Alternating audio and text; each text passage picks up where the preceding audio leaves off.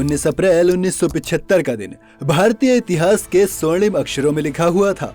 इस दिन इसरो ने पूरी दुनिया को हैरान करते हुए अपने पहले उपग्रह आर्यभट्ट को अंतरिक्ष में सफलतापूर्वक लॉन्च किया था। इस मकाम को हासिल करने में महान वैज्ञानिक डॉक्टर विक्रम साराभाई की भूमिका सबसे अहम रही। वो भारत को स्पेस साइंस के क्षेत्र में मजबूत बनाने के लिए कई साल पहले से ही कोशिश कर चुके थे और उनकी अगुवाई में नवंबर 1963 को केरल के थुम्बा गांव से देश के पहले रॉकेट को लॉन्च किया गया।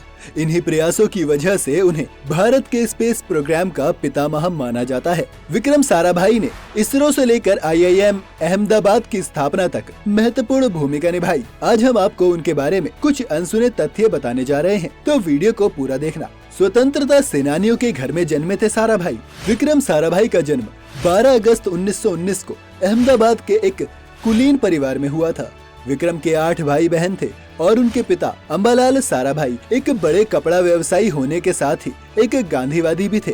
अंबालाल ने मुश्किल हालातों में साबरमती आश्रम को काफी पैसे दान दिए थे। इसके अलावा विक्रम साराभाई की बहन मृदुला साराभाई ने आजादी की लड़ाई में काफी इम्पोर्टेंट रोल प्ले किया था। विक्रम साराभाई गुजरात कॉलेज से अपनी पढ़ाई पूरी करने के बाद साल 1937 में कैम्ब्रिज यूनिवर्सिटी चले गए, जहां उन्होंने नेचुरल साइंस में एडमिशन लिया।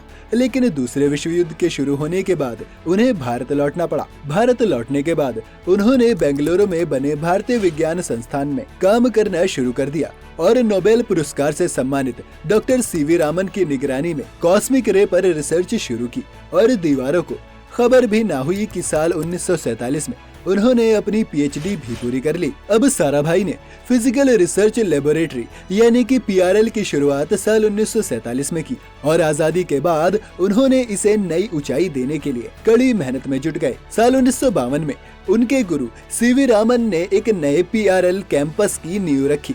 बता दें कि ये विक्रम साराभाई के ही लगातार प्रयासों का नतीजा था कि आज ये संस्थान अंतरिक्ष और इससे संबंधित विज्ञान के क्षेत्र में सबसे प्रतिष्ठित संस्थानों में से एक है। सबसे कम उम्र में इसरो की स्थापना के लिए सरकार को मनाया। एक और जहां हम में से ज्यादातर लोग यंग एज में अपने एम्स को खोजने के लिए संघर्ष करते नजर आते हैं, वहीं डॉक्टर साराभाई ने सिर्फ 28 साल की उम्र में सरकार के सामने एक स्पेस एजेंसी स्थापित करने की वकालत शुरू कर दी थी। इस दौरान रूस ने स्पुतनिक को सफलतापूर्वक लॉन्च किया। इसके बाद उन्होंने भारत सरकार को आश्वस्त किया कि भारत जैसी डेवलपिंग कंट्री भी चांद पर जा सकती है और इस तरह साल 1959 में इसरो की स्थापना हुई।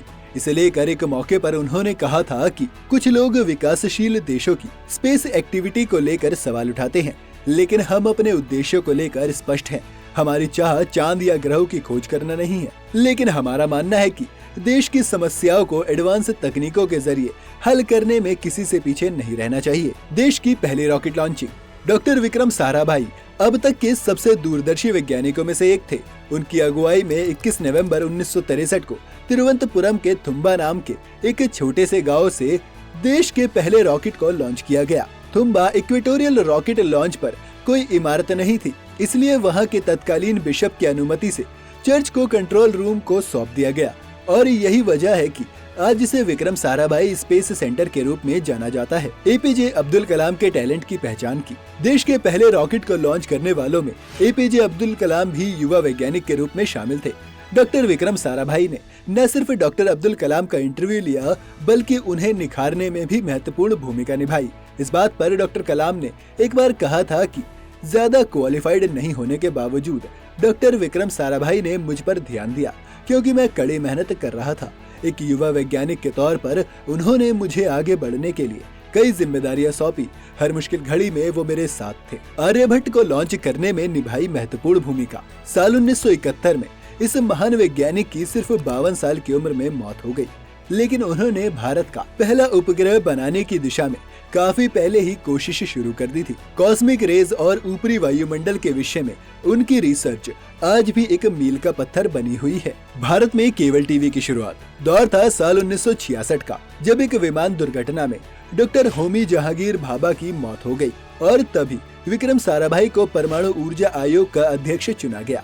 इसके ठीक बाद उन्होंने अमेरिकी स्पेस एजेंसी नासा से satellite instructional television experiment site को लेकर बातचीत शुरू कर दी और उन्हीं के प्रयासों के कारण साल 1975 में साइट लॉन्च हुआ। ये भारत और अमेरिका के बीच स्पेस साइंस के क्षेत्र में पहली बड़ी साझेदारी थी और ये देश में शिक्षा को बढ़ावा देने के लिए तकनीक के इस्तेमाल का पहला प्रयास भी था। यही नहीं, ये कदम भारतीय टेलीविजन के इतिहास का सबसे निर्णायक मोड़ भी है। IIM अहमदाबाद बनाने में भी सपोर्ट। देश के सबसे प्रतिष्ठित वैज्ञानिक संगठनों को स्थापित करने के अलावा उनका Indian institute of management Ahmedabad को भी शुरू करने में महत्वपूर्ण योगदान रहा है। IIM अहमदाबाद उस समय देश में इस तरह का पहला इंस्टीट्यूट था, पर आज इसकी गिनती देश के सबसे सफल मैनेजमेंट संस्थानों में होती है। दोस्तों, विक्रम साराभाई ने जीवन में कई उतार चढ़ाव से लेकर खुद को दुनिया के सामने एक मिसाल के तौर पर पेश किया है और यही वजह है कि आज दुनिया में उनके नाम का डंका बजता है। तो उम्मीद करता हूँ आपको वीडियो पसंद आया होगा और साराभाई की तरह अपने जीवन में कुछ करने की ललक भी जाग उठी होगी। तो इसी बात पर वीडियो को लाइक करना तो बनता है और चैनल को सब्सक्राइब करना ना भूले।